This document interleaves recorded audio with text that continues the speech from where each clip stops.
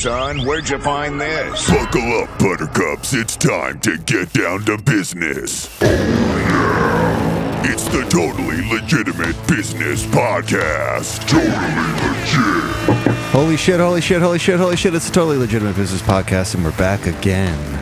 And we're joined today by planned guests, minus one planned guest, but the other two planned guests did show up.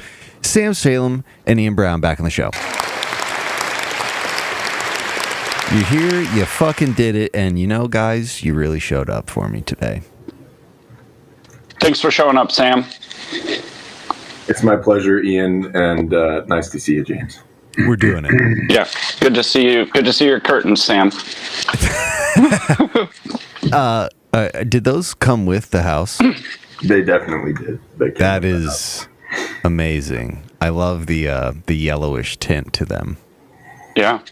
It's got a very classic vibe to it. If it was so dark in the room, you'd be able to see they are a little more colorful. But can you explain to us what kind of flowers those are? No. You know, what's funny is I guess every other time we've done this show when you've been on, Sam, it's been at night and your room has had like a space station kind of vibe to it. And now that I'm seeing it in daylight savings time day, it's a whole different vibe. Yeah. It's a whole different experience. I love it. That's wonderful. Anyways, guys, so we had this idea to have a conversation about finances. We were going to have a financial guru join on the show, but he's far too busy getting drunk for St. Paddy's Day, probably somewhere. So we're going to have to do a complete by the seat of our asses convo here, and there's a couple of interesting topics that have kind of popped up in the past few days. I don't really care where we start, so Sam, just throw out one of the ones that you thought of, and we'll just riff. I just wanted to know how everybody came out on True Detective. Ian, did you watch that? Did you watch the new True Detective? I have not. It's on the list. It's on the list of many. I don't know how James would feel, but you could probably put it at the bottom or eliminate it. The only thing I heard was all of it was awesome until the very end. The end. That's what I heard. You know, that's hard because True Detective and Sam, we've like talked about this for at least a percentage of our lives at this point. When your first season is as good as that first season, it's really hard to come up with anything good. And think about it. Nobody, like this one got a little more attention than the other ones, but nobody gave a shit about the other ones. The first one came out and everyone was excited about where this series was going. And then set the bar too high. It set the bar too high. It was too good. It was too good. This newest one was fun. And honestly, I was really looking forward to it, as I'm sure many people were. I was actually talking about it with my buddy Michael Prickmore on the last week's episode. I wish it was something supernatural. I wish it was something, some beast unfreezes as they're doing like this mining, and then it's set loose and it's like hunting people in their dreams or whatever. I don't know. I don't even care. I don't even care anymore. Wasn't there a huge gap in between the original ones and this one? Meaning yearly wise? I don't know, Sam. You might know better than. Didn't the other one come out like 2017 or something? Or even sooner? I didn't watch the third series, but I did watch the first two. I think there was a decent gap. Maybe, it could be. Well, and COVID, I'm pretty sure COVID fucked shit up. Okay, so season 1, I guess, is 2011. Season 2 is 2014. Season 2 was with Vince Vaughn, right? Yes. Yeah. Season 3 was with Mahershala Ali and what's his name? Stephen Dorff. and that was in 2017. Yeah, I guess. I mean, it was like 5 years, but You're right, though. COVID would have it's screwed it up. COVID's what would have delayed that. Otherwise, it probably would have been on the same schedule as the difference of time between season 1 and season 2. Because I got on the hype train on those other ones, and then there was just this long gap and too much stuff on the list to try to fill, and I haven't seen it. And then I heard all the reviews, and now, like what you guys said, it just was a flop. I think what helps me reconcile it as a season is that it kind of got sold as its own idea, and then HBO came at the end and was like, "Hey, could you change a couple of things and make it a True Detective?" And that makes so much more sense. it's really easy when you hear it that way. It's really easy to see the parts that they just outright turned into a True Detective. Like there's a line in the last episode that really reaches back to the first season. And the whole naming the characters with same last names and stuff. They like named tying the character. I mean, how easy is that? And so when I think about it that way, I can see it as its own thing. It did its own thing, and it had its own ending, and it was its own story, and then I'm okay with it. But as a True Detective season, it just doesn't. I mean, like you said, James, it just doesn't live up to the. Nothing is really touched. The how much nihilism was brought in to like human behavior and psychology that Rustin Cole's character really like was like pouring on like gasoline on a fire just as it went along that entire season. So I didn't see anything like that in this season, and I was okay with the ending because it was just like the cherry on top for the experience for me. Like, and because I was just like waiting for something to happen for like 4.5 episodes. I'm just waiting for something to happen. Like they got off to a great start. Like it sucked me in perfectly. That first episode, really the first 15 minutes. And then there's like a few little things that can't be explained that I haven't found answers for, that I need to go on to Reddit, like why the music kept glitching out and kept playing, or like, Ian, sorry, this is like a baby spoiler, but like who put the tongue there? Like little things like that that are just like, we're just not going to answer it. No big deal. And then to have the simplest explanation possible instead of something supernatural for an ending was just like, I'm done with the show. Perfect. Yeah, go watch Schitt's Creek reruns now. Yeah, that was a big old wham. Yeah, it really was sad but true. I mean, still watch it, whatever, if you got nothing else to watch. I mean, Courtney, it's a well-made show. Sure, it's fine. It's got a good budget. It's got good actors in it, and production values. You know, HBO quality. It's high. It's not bullshit. But she's like, who cares? Courtney and I, the whole time we were watching it, she'd be like, "What's happening?" And I'd be like, "I don't know." I don't even care. And then like I'd not be paying attention. I'd ask her, and she'd be like, I don't care. I don't know. So I don't know.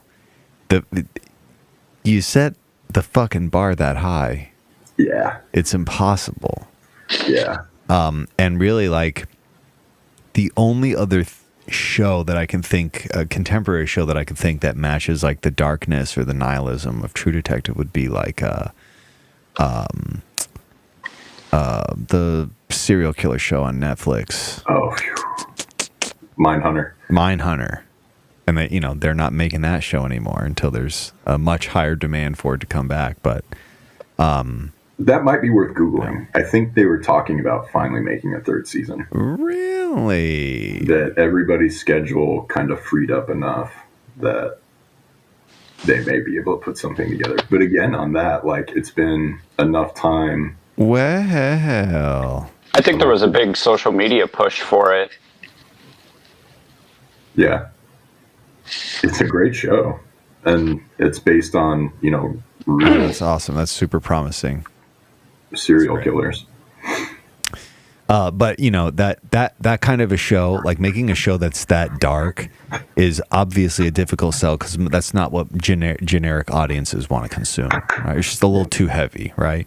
Definitely like first season of True Detective, same thing. HBO is already catering to a niche audience, and people who watch HBO and follow HBO shows, they'll eat whatever HBO tells them to eat. But same thing with Mindhunter. It's just like, I don't know. I'm glad that they didn't make another season of Mindhunter to try and phone it in because they were missing somebody or writers weren't there or whatever. I'm glad that they took the time off. Like, if True Detective took 10 years, like if every season of True Detective was like a fucking Tool record, that's not necessarily a bad problem for me if every season is as thought out and tastefully done and executed as season one. That's how kind of Game of Thrones was for a while. They pushed it through. No, I mean there were some where they were spaced out a couple of years. I think that's right. I think because Westworld was on the same schedule almost. And there was also that thing too where like at some point they had done enough seasons to catch up with the books, and then they were kind of like waiting for him to put the last book out, but then he never did, and they're just like, all right, we're gonna move That's forward. right. Yeah. But yeah, I mean that's a similar thing. People had their gripes with the end of Game of Thrones as a show throughout, but again, it's like you can only flesh. I've always been a fan of European BBC shows because they do like 3 seasons. They know when to throw in the towel. That's it. 3 seasons, and they flesh it out as neat. Maybe they might stretch it like just to the boundary where you're like, all right, I don't care anymore. But then that's it, and they don't do anymore. Yeah. I think a lot of, especially the shows that we're mentioning, they really kind of suffer from just trying to like fucking quantity over quality. One that the both of you guys got me into, but at the time when I watched them, it was a period in my life when I was just too busy to really sit down and analyze every episode and fully grasp everything that was going on in the season. Was Dark. And I do want to go back and start from the beginning. Just from like 1. Oh, dude. Me too, for sure. James, just for perspective, like just do a quick Google on a Dark timeline image and just throw that up for a quick moment. That is the single most complicated show I've ever seen or heard of, and it's not close. That thing is so fucking thick. And why wouldn't it be? It's fucking German. And it's about time travel. Yeah. It's like Tenet is the child's play version of something like Dark. Yeah, it's fucking... Well, then I'm just totally fucked. It's super heady. It's like doing math. It's a show that's like doing math. But it's a great show at the same time. Like, it's... Like, James, I remember... there's another one that's like super dark. Right. The show is like not... it is very graphic and very... And then the other one that they did, what was it, 1422? Am I getting that one right? It's the one... It was from the same director, had some of the same cast in it. The Boat. Yeah, that was on Netflix. I didn't watch that. Did you like it? Fuck, no. Yeah.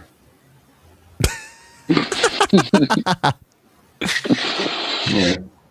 I thought it was lame. I don't even know what movie. I'm trying to look up what movie this is. I don't even know what movie. It had one of the same actors, I remember. I think it had a couple, but one of the big main actors, yeah. Mm-hmm. I think it was in Dark, it was the main character, the older gentleman. Like the middle-aged one. Yeah, right? with the full beard. Yeah. It's that dude. Yeah, that's who I was thinking of. I mean, it was all right. Probably something both of you two would be into. I was like, womp, womp, womp. See, I didn't try it because of the same idea that James was talking about before. Like when you set the bar so high and then you're coming back again for a paycheck, essentially.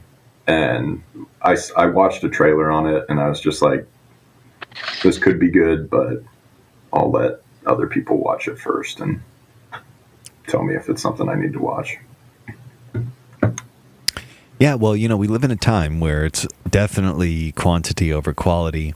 And speaking of quantity over quality, another industry that's really suffering in that department right now are the airlines. Oh, no. They're really concerned about their profits, but they're so concerned about their profits, they're completely neglecting the safety of their aircraft. How many planes fell out of the sky this week? Was it 3?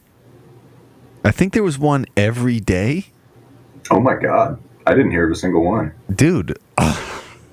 Okay, hang on a second. Let me just... Ian, am I alone? Did you hear of any of these? Last one I knew was there was one right after the tire that fell off. I saw the tire fell off, but but there was one from I think LAX that was going to somewhere in Oregon, I think, and a body panel on the bottom of the plane fell off and landed fine, but didn't realize that it had fallen off until after the flight. So is stuff just falling off of planes or? Yes. Okay. I thought yes. you said planes were falling out of the sky. No, they're having to make like emergency landings, but like there were a ton of videos too of like this one plane whose engine was on fire this week that had to make an emergency landing. Apparently there's also been an issue with flaps. Like the flaps on the wings that control rise. Kind of important. Yeah, super important. So I don't know how much you guys have looked into it. I've watched a fair amount of shit on it. I just think it's hilarious. Boeing is, a number one manufacturer of commercial jets. They're a huge company. They're also a major military industrial complex. Defense contractor. Contractor. So what's been funny to me is like how egregious, like air safety statistics have tanked more in the past 6 months than they ever have in the history of air travel. Like the amount of planes that are having crazy issues. It's fucking unhinged, and that company is not going to have to pay any consequences for this. Like they're just like sending shitty, completely unsafe planes out into the world for people to die on. I flew out to Portland last weekend. Well, but they've been doing that for a while. I mean, it's called Spirit Airlines. Well, okay, sure. To a lesser extent, yeah, Southwest. Southwest is like one above Spirit, but even so, it's. I love Southwest. You like that. One of those airlines not maintaining the craft is one thing. Boeing making fucked up airplanes and giving them to all the companies, like there almost isn't a single airline that hasn't been affected by a Boeing, major critical safety issue. Right. And from an organization that, like, I think I just saw, aren't they number 2 on military, in your military industrial they're one of the organizations? Yeah, they're like 3. It's probably like Lockheed, Raytheon, and then Boeing. Okay. Yeah. I smell a conspiracy theory, man. Well, it's not. That's not necessarily the conspiracy theory, because There's been a bunch of like little explainer videos on it, but basically at some point, a long time ago, there used to be a phrase that said, if it ain't Boeing, I ain't going. It was like a thing that pilots would say because Boeing dominated air travel and they made great aircraft. And a bunch of airlines used their planes because they're such a respected name. Somewhere around the 90s, early 2000s, they start to shift into the corporate mindset of where can we cut costs and make more money? And there was like a bunch of insane rounds of stock buybacks. Like their priority was just milking as much out of the Boeing name as possible. And they even at one point had an agreement with the FAA where they would have Boeing employees act as the FAA inspectors to check all the shit, and that leads into this. Wait. Say that last part again. Typically, the airline industry is heavily regulated. It's fucking serious. The FAA does not fuck around with. Well, apparently they do, but with like private aircraft, if you're trying to fly your own plane, it's crazy the shit you have to go through. These companies, because they have so many planes, like fleets of insane craft that all require maintenance every X amount of hours and different components, even more often. And it's a lot to check. It's a lot. You need someone like full-time working for your company going over these planes if you have dozens of 737s. Sure. So the FAA had a deal with Boeing where they're like, all right, we'll let you guys police the safety and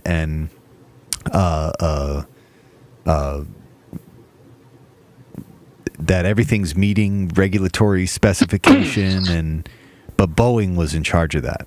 People had job titles there where this was their job, and they just stopped caring. And again, like the mindset from the top was, how do we make more money? So it was always cutting costs, and bro, it was like bolts are missing. Like that's where it's at now. Their bolts are missing from doors. Shit. They started subcontracting out to smaller companies, and in the airline industry, all the components have to be airtight for obvious reasons. And they were getting parts from subcontractors that weren't fitting airtight, but then still putting it on a plane and saying, yep, this plane's safe to fly. That's why shit is just flying off. It's because it's crazy. What we're seeing now, how this planes don't just like magically get made. It takes a long time to make a 737. So what we're seeing now are probably like the first real major issues. These issues can exist in the next probably 5 years of Boeing planes because of how planes are made. Like what we're seeing now is the very beginning of that shitty manufacturing. The shitty manufacturing to the point where it's culminating in planes having to make emergency landings everywhere. So none of that's a conspiracy. That's just corporate greed. That we're all used to that. We know this very well. Okay, where it gets weird is this past week, a whistleblower, one of the former Boeing FAA guys, who was trying to raise concerns about it, and who was set to testify and like take up a case against Boeing, was found dead. And the ruling is, shocker, schmuicide. You needed the true crimes. This is the music true. This is True Detective right here. You know what I mean? This is what True Detective should be.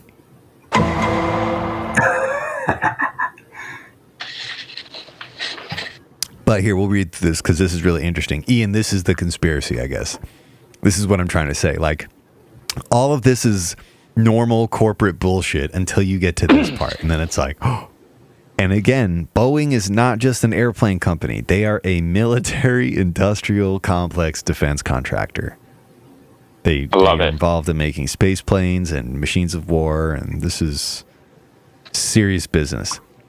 A former Boeing employee, known for raising concerns about the firm's production standards, has been found dead in the U.S. John Barrett worked for Boeing for more than 30 years before retiring in 2017. In the days before his death, he had been giving evidence in a whistleblower lawsuit against the company. Boeing said it was saddened to hear of Mr. Barnett's passing. The Charleston County coroner confirmed his death to the BBC on Monday. It said the 62-year-old had died from a self-inflicted wound on March 9th, and police were investigating. Mr. Barrett had worked for the U.S. plane giant for 3 decades until his retirement in 2017 on health grounds. From 2010, he was employed as a quality manager at the North Charleston plant. The facility builds the 787 Dreamliner, and that's the plane with like a lot of issues. Well, one of them. There's now multiple. State-of-the-art airliner used mainly on long-haul routes. In 2019, Mr. Barrett told the BBC that under pressure, workers had been deliberately fitting substandard parts to aircraft on the production line. He also said that he had uncovered serious problems with the oxygen system, which could mean 1 in 4 breathing masks would not work in an emergency. He said soon after starting work in South Carolina, he had become concerned that the push to get new aircraft built meant the assembly process was rushed and safety was compromised, something the company denied. What'd you send here, Sam? It's another article of a family friend of his, and the quote. Oh, yeah. I'll let you get to it. Yeah, okay. So here, I'm going to open that one up too. But yeah, that's the long and short of it. He was going to testify, and now he's dead. So that brings up there luckily are a fair amount of interviews, including him on news broadcasts talking about this stuff. But I don't know if it was like a videotape deposition, but I definitely saw one where he was going into the nitty gritty of the illegal activity he saw. But anyways, this place interviews as a relative. It says a family friend who didn't want to be fully named. Gotcha. Anyways, Jennifer, this family friend said, she said, he wasn't concerned about safety because I asked him, Jennifer told WPDE. I said, aren't you scared? And he said, no, I ain't scared, but if anything happens to me, it's not suicide. He changed his mind. I guess. It's just like time and time. Did either of you guys watch the Octopus Murders on Netflix? Did you guys see that? Sam, you got rid of Netflix, right? You're done? Yeah. I did watch that. Yeah. Kind of a similar scenario in terms of somebody who was spilling the beans and dies in a self-inflicted way. But Ian, what'd you think about that? Thought it was pretty good. That's all I got. It was an interesting documentary. Yeah, it was fun. Not anything I was shocked about. Yeah, it was fun. It was like the good old-fashioned government murder conspiracy. It was fun. Sure. Yeah. But yeah, that's it. That's the situation with Boeing. And when we fly, I guess from now on, we take our own lives into our own goddamn hands. Well, and I think there's video too of people in one of the Boeing factories being interviewed, and the person who was secretly taping them was asking 3 or 4 individuals, like, "Oh yeah, would you fly on one of these?" I'm like, "Hell no." Yeah, everyone he asked was like, no, or not this particular one, or this, that, and the other. Yeah, it's from the fucking source. I don't know, Sam. What do you think about that? Well, I love to fly. I have no problem flying.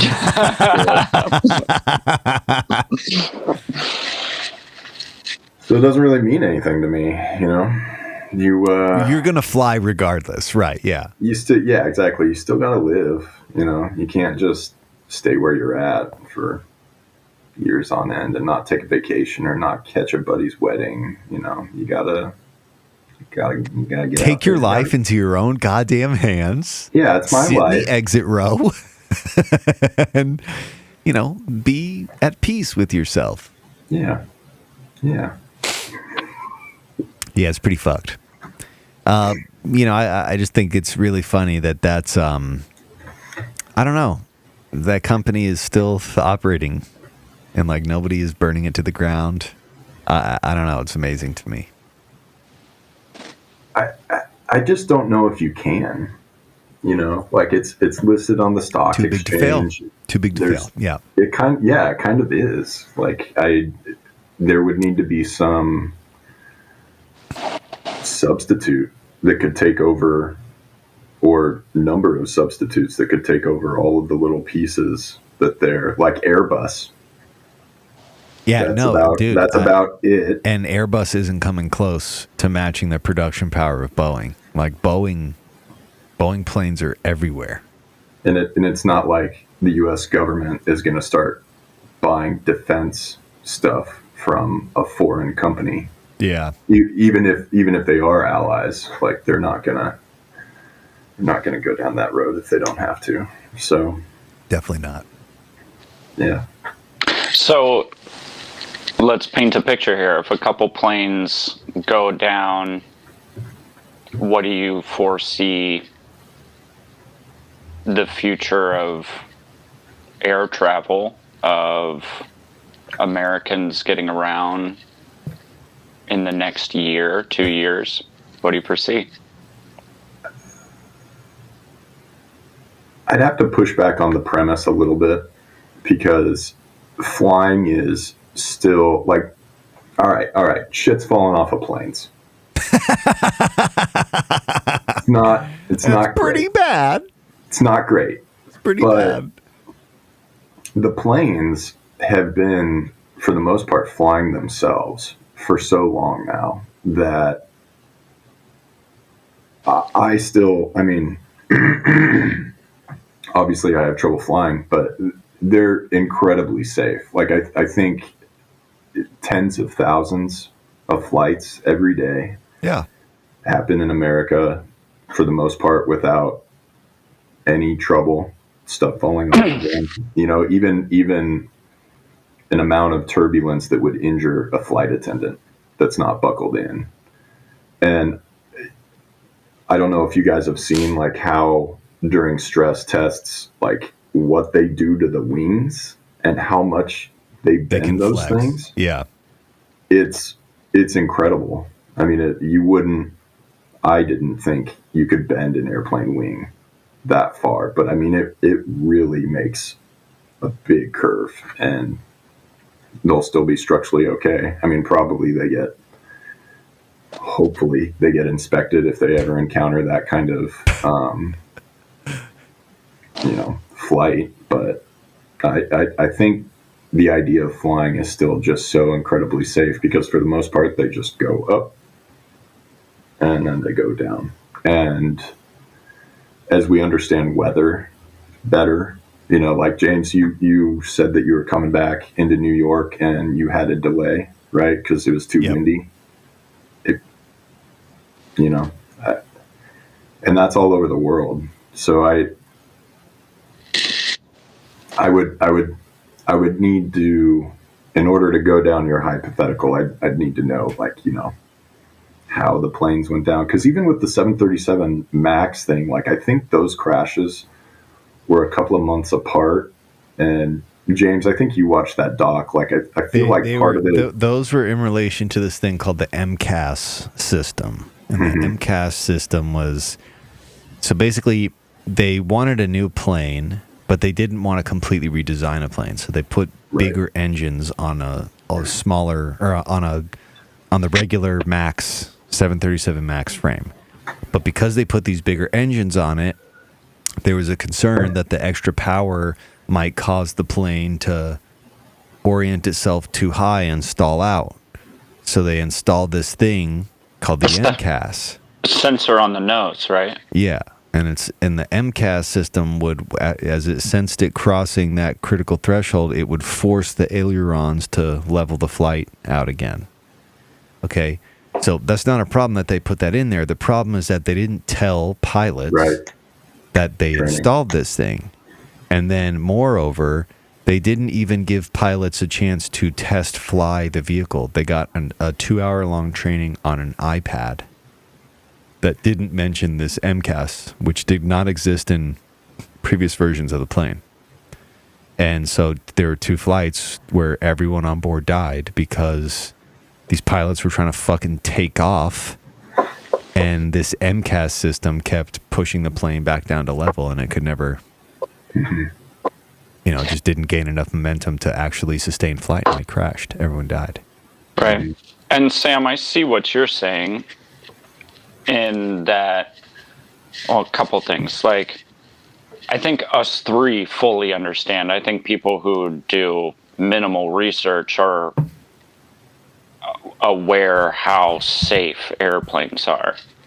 But there's a lot of typical American plebeians out there that know no different, or just ignore the fact because they're just deathly afraid of airplanes, period.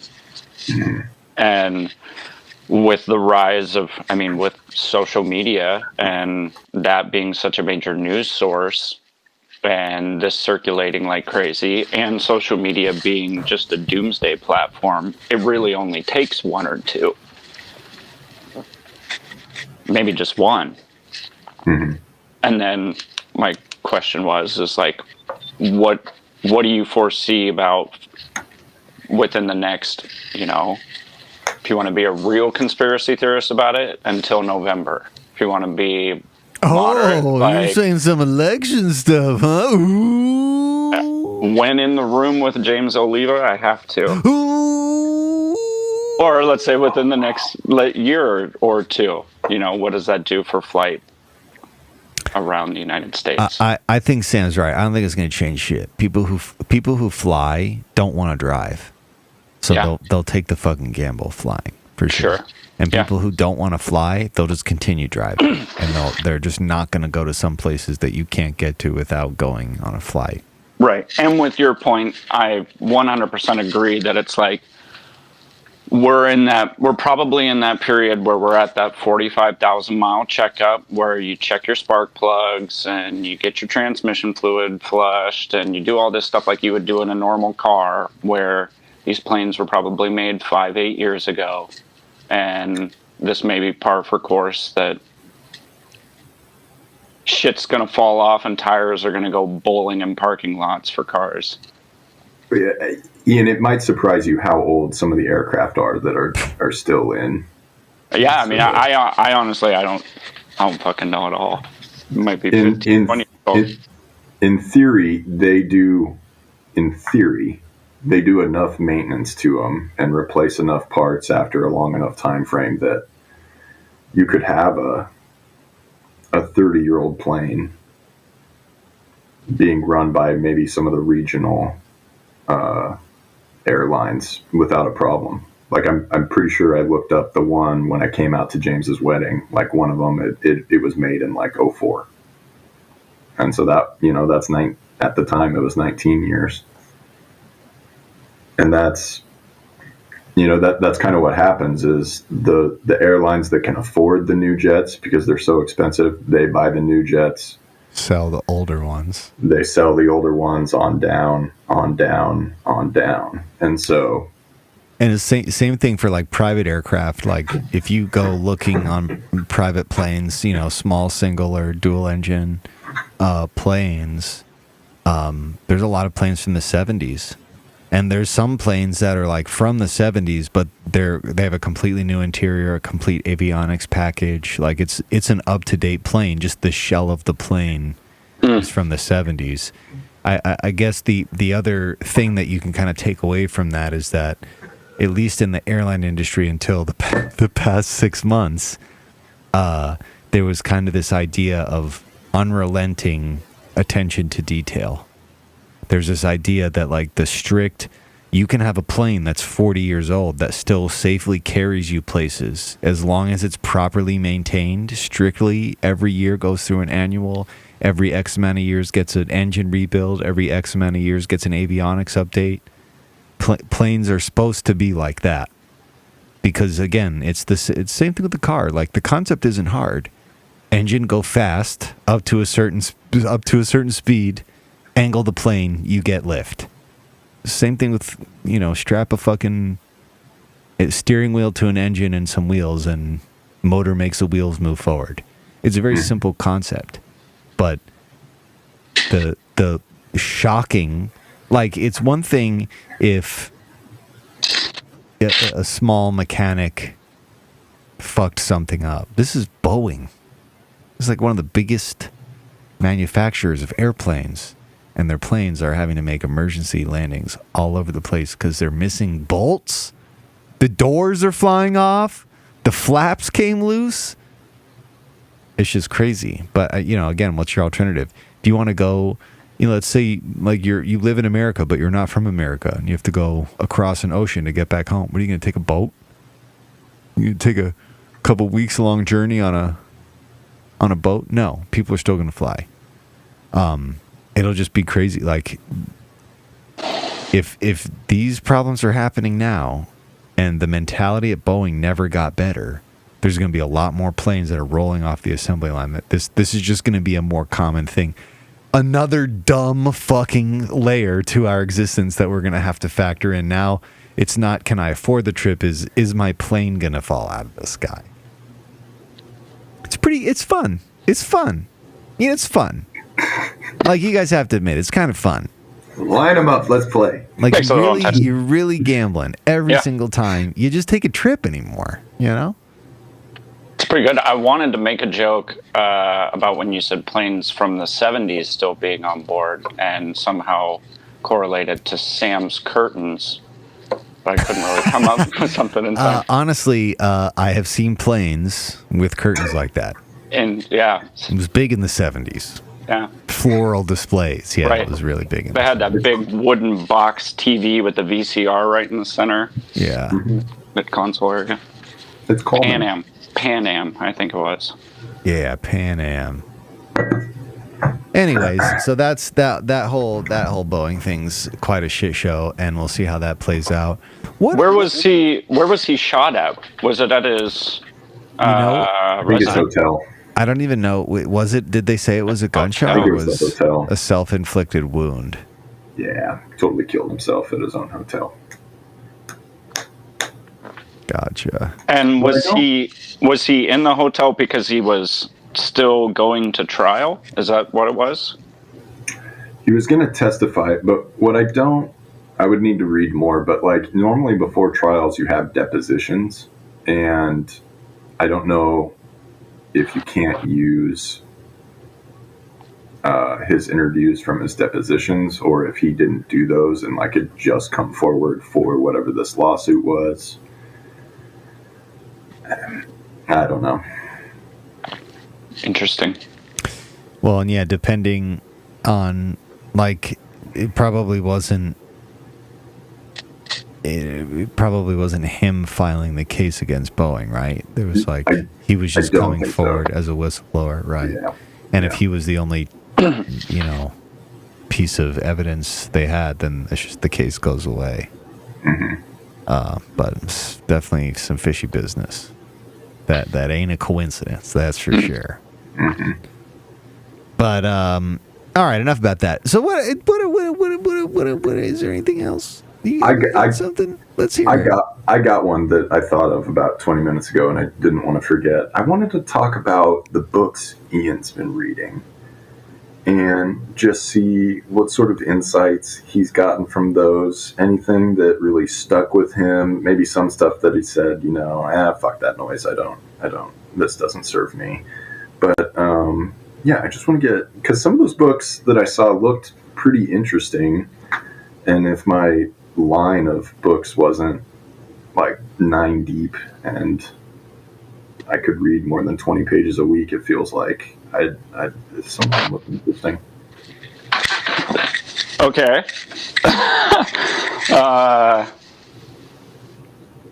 Should I go get them? Or do you just want me to tell you? Well, it's up to I Jane. mean, I would say if you're going to talk about a book, you might as well be able to. I might as that. well. Yeah, I should probably product placement. Give me a second. So, Sam, why do you want to hear about his books? Well, because like I wish I had more time to read, and I really enjoy. Is it a true and genuine interest in what Ian's reading? Yeah, one of the books looked really interesting to me, and I wanted which to. one was that? Are you I going can't to wait remember for the him name to? of Oh, it. you're going to wait for him to explain it. Yeah. You can't judge a book by its cover, you know. Oh, I wanted works. I wanted him to, you know, just not like a book report, but just, you know, maybe. I mean, this is what we're getting. Well, I'm gonna be right now. I'm gonna be fully honest. Some of these books I read and was just like, this is fucking dumb. That's what I want the. But I read them anyways.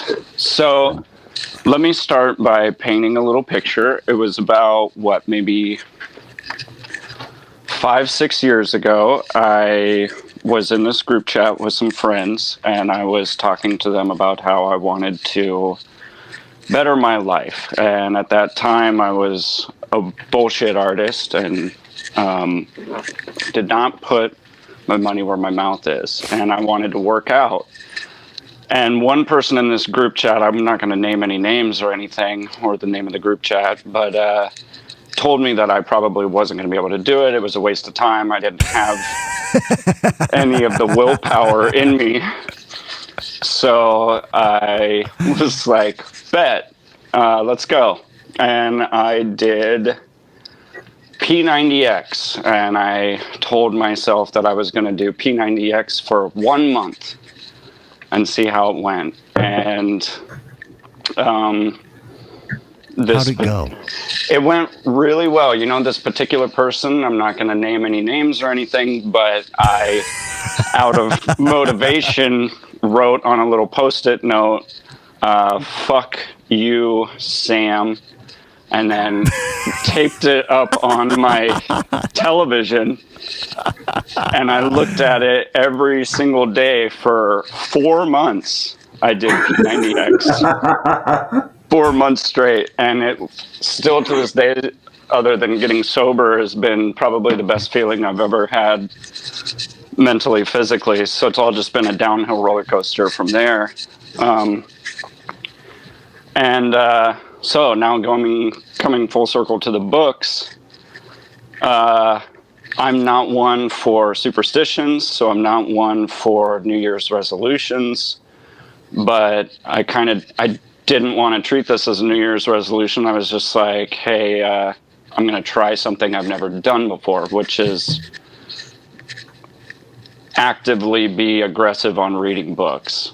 And my goal was to read 1 book every 2 months, which is like, it's a long time to read 1 book. That's really taking your time. And it snowballed. In the first month, January, I read 2 books. February, I read 3 books. And then now this month, I'm on a little bit bigger of a book, and I've had kind of just a lot of things eat up my time, and I'll get to that book. So I'm going to have 1 book done this month. And I lied. I probably read another book in January and February, too. This was the first one, Atomic Habits. I've heard of that one. Do you like it? It's fucking dope, dude. Yeah. It's really dope. I mean, if you're just good at kind of saying like, hey, if you're good at really understanding, hey, I know I need to do this, I just maybe need an extra little kick in the ass, it's a book to read to just kind of give you 4 or 5 or 6 key little helpers as to how to jumpstart a habit. Breaking the habits part, it's in there. It's tough, but starting the habit is a good little thing. I mean, when I started reading that, I had already been doing a thing where I've been doing this for almost a year now, where it's like Monday, Tuesday, Wednesday, Thursday, 8:00 p.m. My alarm goes off. I have 2 alarms. every single person that's like close to me. So my girlfriend, my family, this, that, and the other friends, they know like 8 o'clock, I'm alive, but I'm not going to answer my phone. Don't talk to me. I'm drumming. I do about an hour and a half worth of drumming, sometimes 2 hours, and then sprinkle in some reading. And like one quick, because I don't want to take up too much time, like one quick little thing in Atomic Habits is like never miss twice. So if I miss drumming tonight, I'm not going to miss it tomorrow. Because as soon as you start missing twice, it starts that snowball of like, you're going to be right back at square one in no time. Interesting. Yeah, that makes sense. The second one, which was a flop, Read People Like a Book. Busy People World of loved it. Richard Scarry. Oh, okay. Read People Like a Book. It's good, but if you just have absolute common sense on being able to talk to people and read people, it's whatever. Zen and the Art of Good Night Archery. Moon. Oh, Zen. Was You're going to get your own sticky note, James. yeah, you are going to get your own sticky note. Book about, I was told to read it about helping your practice in your craft musically, or whatever your craft is, about being able to stay on it, be accountable, how to focus. Hold it up one more time. Oh, it fell on the floor, you motherfucker. They've got another one too. It's like Zen and the Art of Motorcraft Maintenance. It's pretty good. The 4 Agreements just basically tells you don't be an asshole. Psychology of Money was a really good book. That one and Atomic Habits are probably my 2 favorites. Okay. Not really anything surprising in Psychology of Money. Does not give you any tips on how to get rich quick. Really quite the opposite. It just tells you, I mean, and this goes in life in a lot of things. It's like compounding interest. That's how you win. Little things over a long period of time. Mergers, acquisitions. Handshake deals, napkin pitches. A fun Mar-a-Lago. one that I got as a coffee table book, other than Chuck Tingle's book, which I do highly recommend getting a Which Chuck one? Tingle book for. Oh, just like his greatest hits. Oh. The greatest hits. His catalog is ridiculous. It's hundreds of fucking books at this point. Yeah, but is one with the short little synopsises. For those of you listening out there, go buy yourself a Chuck Tingle book. Chuck Tingle, yeah. Changed my life. This one is A Man and His Watch. Nice. Nice, fun little coffee table book. Kind of gives you, like, I was reading one the other night. They've got JFK's Omega watch in here that he wore. It was gifted to him before he was president. And that's the one he was shot in. Oh. So, Ooh. cool little histories about watches and shit. So that's what I'm on. My goal was to do 1 book every 2 months. Now I'm trying to do 2 books every month, and I'm just going to stop this month. The one I'm on right now is 7 Habits of Highly Effective People. Nice. Which is great with the drumming organization. With one thing that's really cool about in here is they talk about the goose and the golden egg. About how, like, if you have a product or you have a business, I'll use it as like, I'll just talk about the drum line. It's like, you have your drum line as your whole, then, you can sprout out into all these fun little ideas. Let's say merchandise and advertisement, little videos for social media or scholarships or this, that, and the other. And it's like, it's okay to spider web out. Those are your golden eggs, but don't live so much off of your golden eggs that your goose ends up getting sick always make sure you have this healthy balance of your goose and your golden eggs. Mm-hmm.